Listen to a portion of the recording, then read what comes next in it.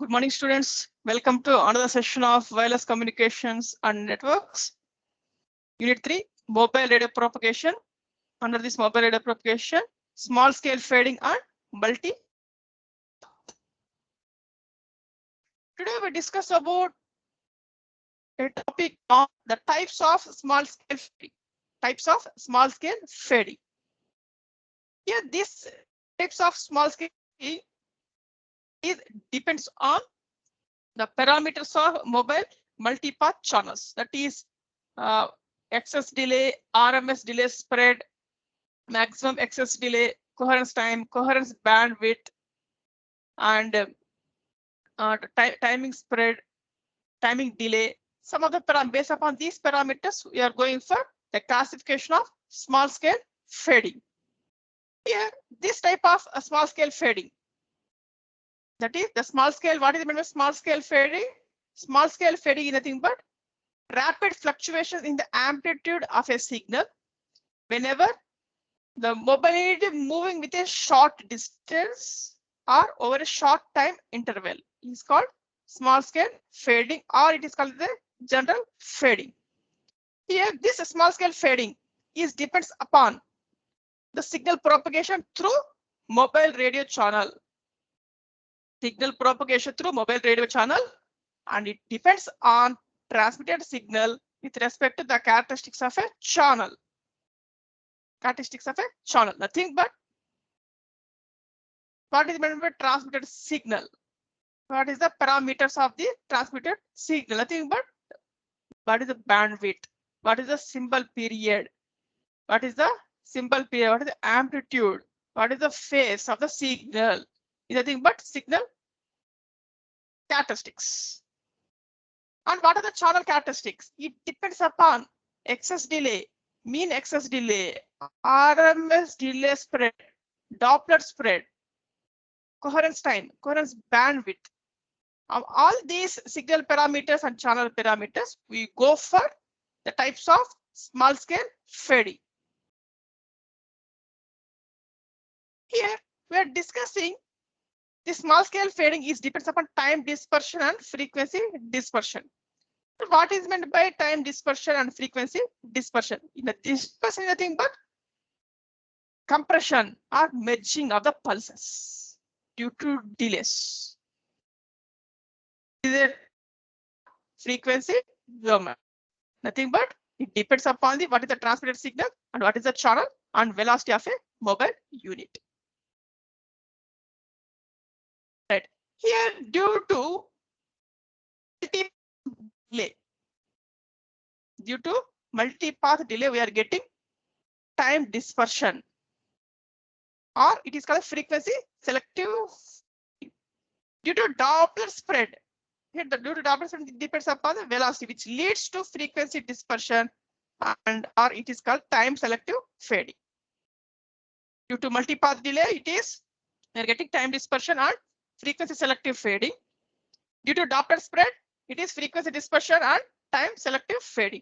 Among these all parameters you have to consider. Let's move to the types of small scale fading.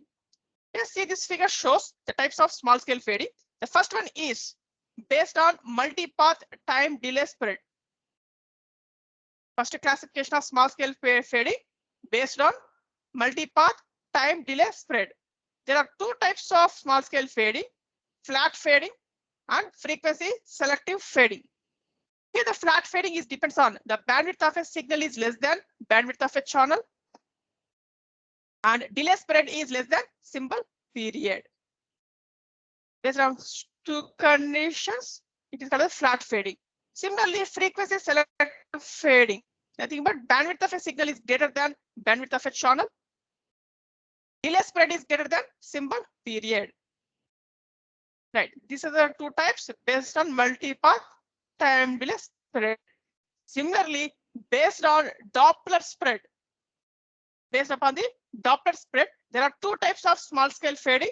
The first one is fast fading. The second, here the fast fading depends upon three parameters. It's nothing but high Doppler spread, coherence time is less than symbol period, channel variations faster than baseband signal variation. Channel variation faster than baseband signal variation. Similarly, the slow fading is reverse for fast fading. That is low Doppler spread. The coherence time is greater than symbol period. And channel variations are slower than baseband signal variations. This is a classification of small scale fading based upon multi-path time delay. Similarly, based upon Doppler. Now we have to each and every one in a briefly. The first one is flat fading. Flat fading. Here, what is a flat fading?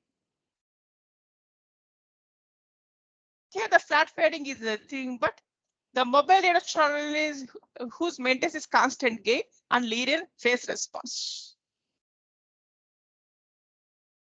That is the thing, but the available bandwidth of a channel is greater than the bandwidth of a transmitted signal. It is undergoes flat fading. Flat fading. Here, see this figure, right? S of t is the input signal. R of t is the received signal. The impulse response for the system mobile data channel is t comma tau. Here, tau shows delay. Here, what is the flat fading? First, we are discussing about this in under frequency domain. See this one in this diagram. Bottom line shows in terms of frequency domain. In the frequency domain, the input signal is capital S of f, the received signal capital R of f, and the impulse response is capital H of f.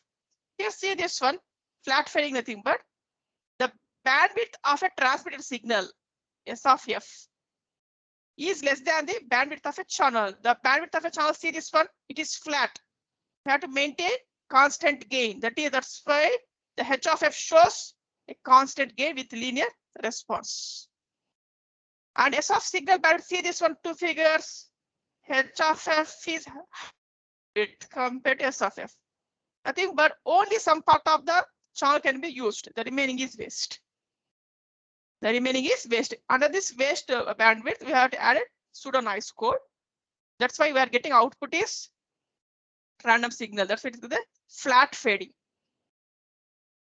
Suppose this into time domain. In time domain, see this one. S of t bandwidth is high, less than the H of t. Less than the H of t. This is about difference between frequency domain and time domain. But here we have to consider the bandwidth, the frequency domain. That's why I'm representing here the H of f. That is the channel bandwidth is high compared to transmitted signal bandwidth. Under this, we are getting flat fading. Right here in the above figure shows S of t is the transmitted signal, R of t is the received signal, which maintains unity gain uniformly. Then the impulse response we are discussing here, HB of t comma tau. What is the tau here? Nothing but delay occurs from transmitter to receiver. Sometimes the flat fading is also known as amplitude varying channels, or sometimes it is also called as narrowband channels. The other names for flat fading channels are known as amplitude varying channels or narrowband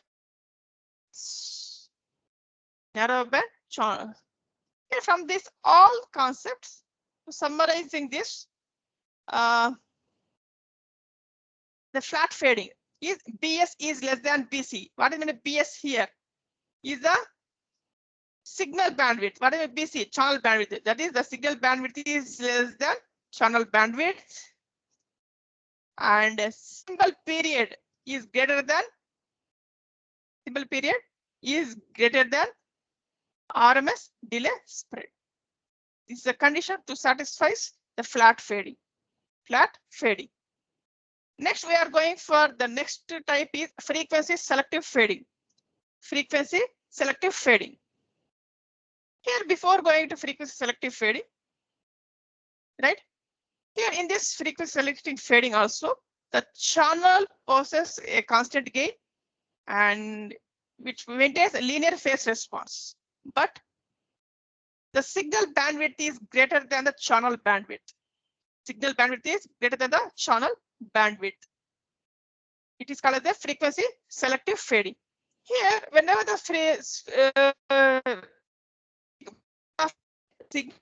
greater than channel bandwidth, suppose the available channel bandwidth is 300 megahertz, but we want the input signal is 500 megahertz. Is it possible to transmit 500 megahertz signal through the 300 megahertz through band? Not possible. That is, we have to compress the input signal, then transmits through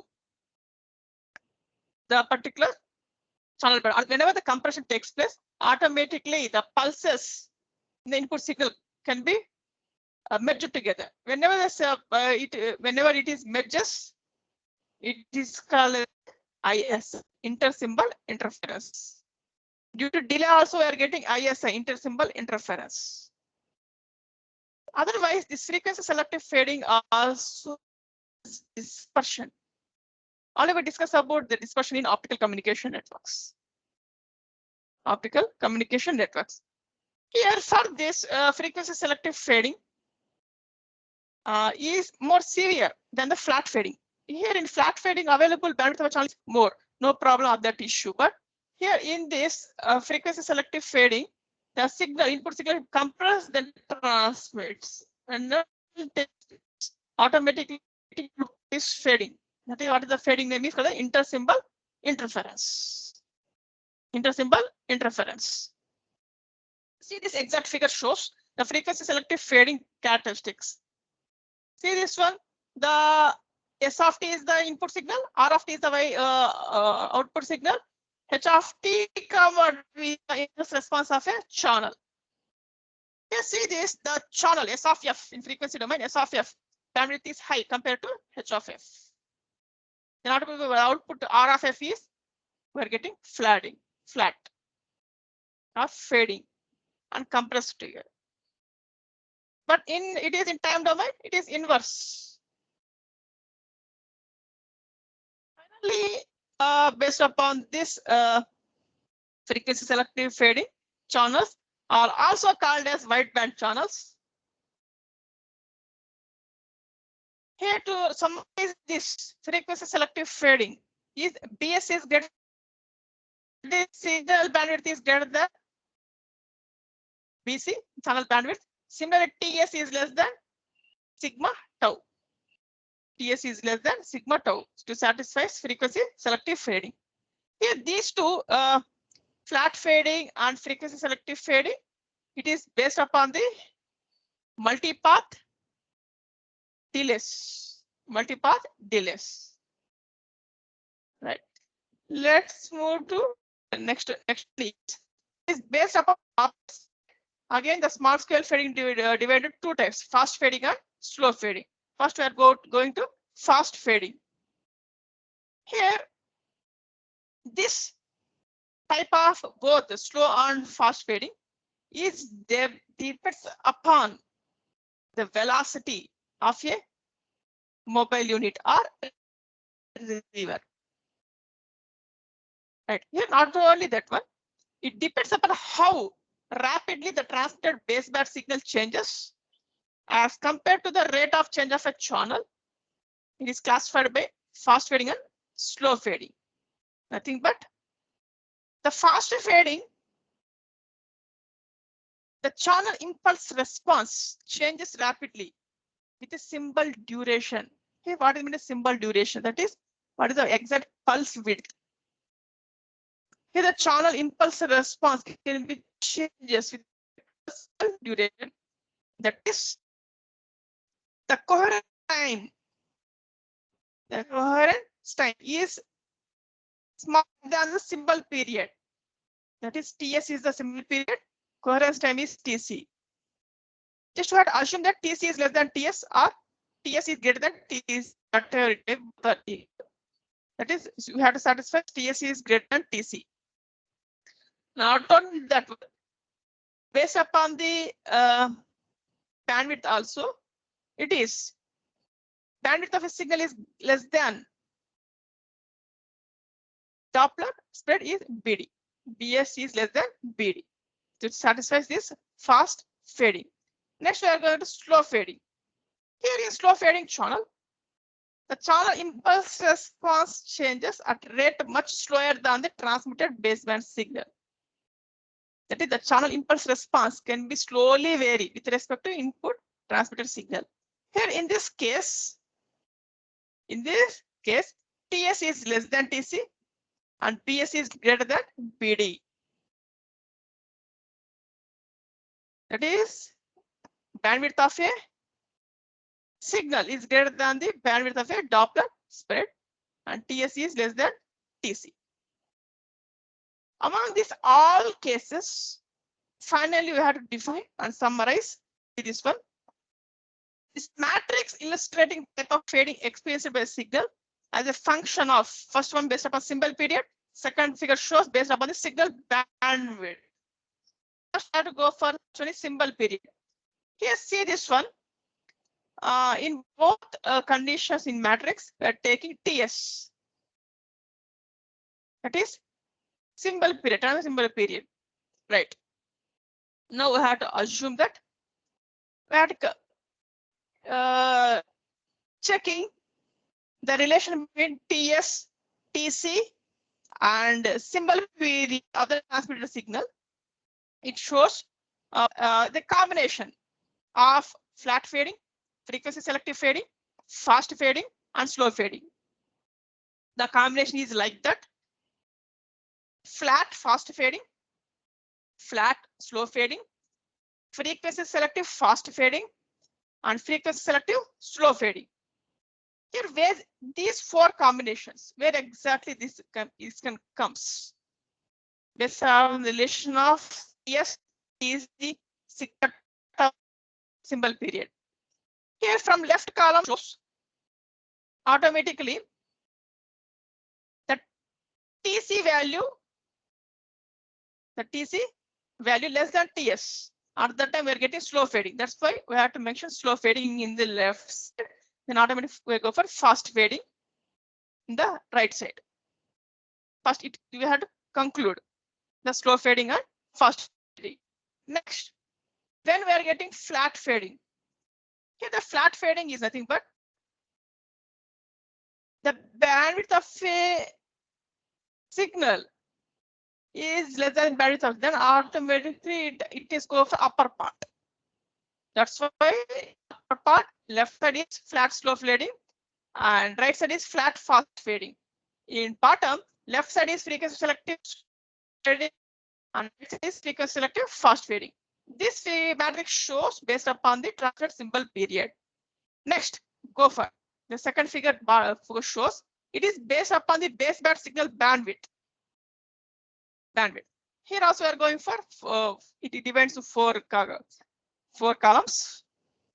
It depends upon PS, that is bandwidth of a signal, and BC, bandwidth of a channel, and BD, it nothing but delay spread. Right? Here, see this one. Bandwidth of a signal is greater than bandwidth of a channel. Bandwidth of a signal is greater than bandwidth of a channel, nothing but frequency selective fading. And that's why we are going for upper part, frequency selective fading. Next, BC is greater than BS. Automatically up lower part.